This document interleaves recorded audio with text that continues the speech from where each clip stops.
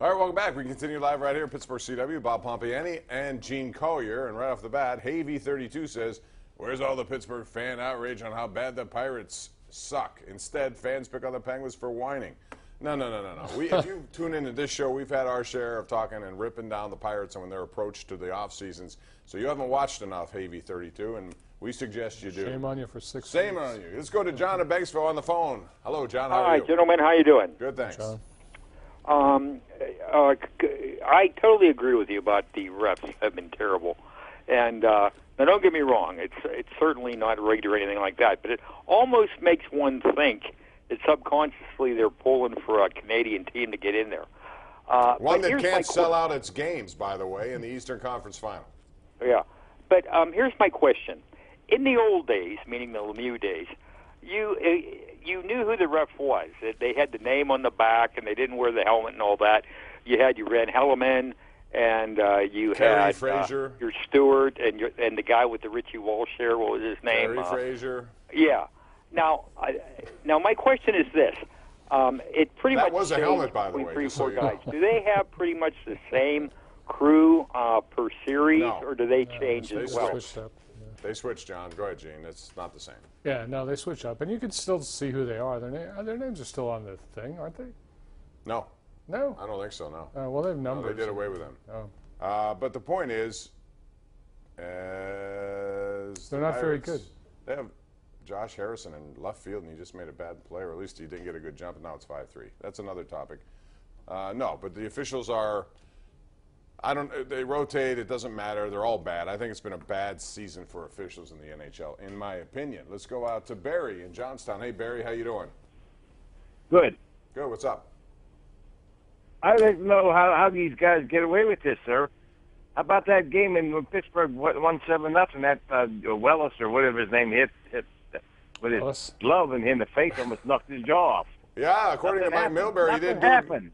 Tommy Wingles didn't get anything, and Mike Milbury last night goes on national television and says that Wingles didn't do it well enough. He should have had the elbow go all the way through and essentially take off his hat. I don't know what he was suggesting, but Gene, if I'm a lawyer representing a hockey player 20 years from now and my client gets CTE, I'm saving that video, I'm going to play it at the trial, and I'm going to say this is the culture that the NHL wanted.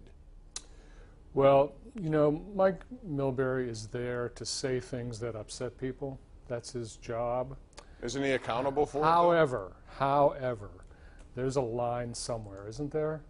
I mean, you're not only advocating for, you know, brain violence, you're instructing on how to do it more viciously. I mean, there's a line somewhere, and maybe it got crossed there.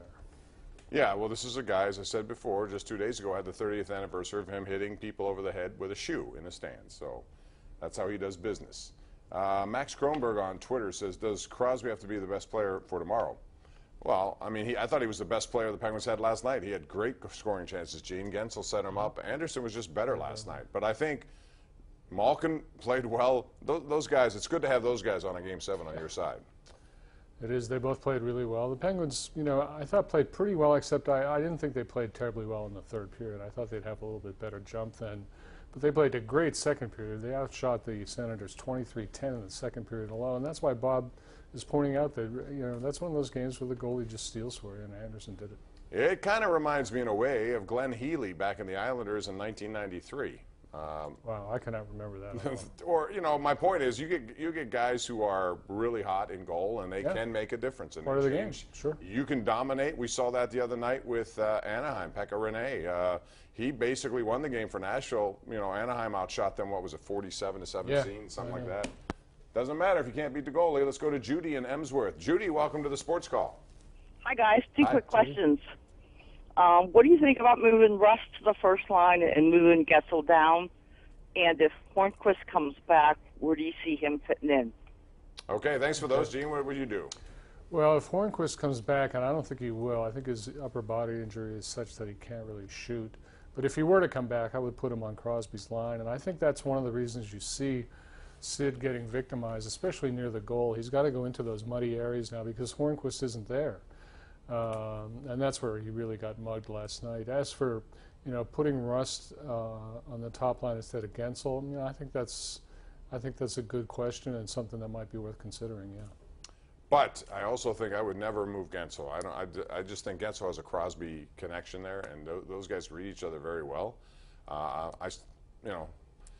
We'll see if they're available. It's better to have more than less. I think it's more important to have Justin Schultz back at this juncture. Yeah, no, he's got a chance. I understand. Well, we hope so. I'd like to see him in there. Let's go back out the lines. We have Don in Mount Washington who joins us on the Borders and Borders hotline. Hey, John. Don. Hey, Bob. How you doing? Right, hi, Gene. How you doing? How are you? I just want to know what your opinion is if we're going to win tomorrow, and because we both lost, because you had 5 and I had 6.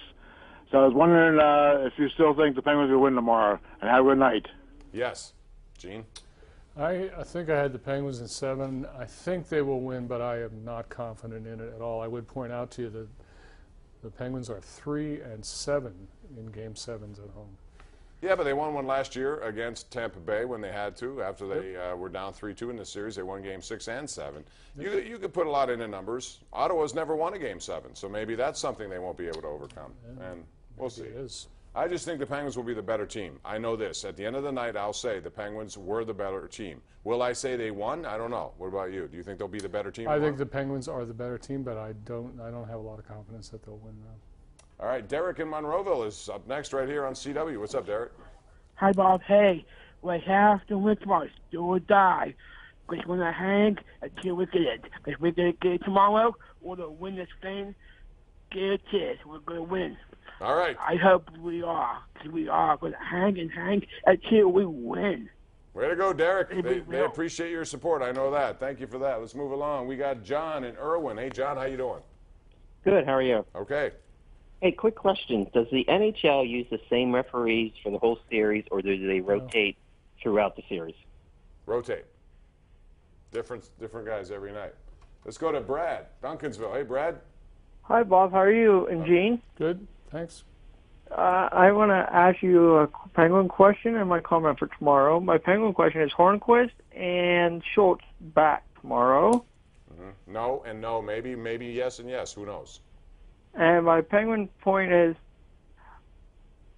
do you think the Penguins will get rid of Sullivan if the things don't work out, or is he going to be here the long term? Brad, come on. Brad, he's never lost a playoff series. Bill in Rocky Grove. Where's that, Bill? It's up there by Franklin, PA. Okay. You're our first Rocky Grove caller. Boom. I wish I had something What do we to have for him, Bob? Okay. Whatever it is, you'll have to drive down here to get it. I know that. Bob and Gene, I would like to know, is Jung Ho staying in condition? And if he happens to miss the season, will they redo his contract? I have no idea if he's in condition.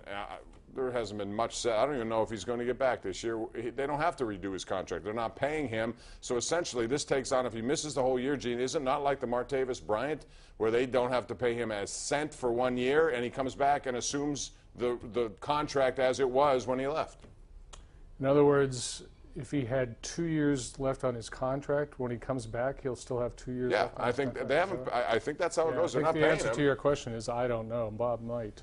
But in Martavis's case, it's the same. They just those are different sports, though. But I don't know what kind of shape he's in. I don't. No. Anyway, we got to take a break. Stush is coming up next. You don't want to miss Stush and Monessen. That's next right here on the Allegheny Health Network Nightly Sports Call.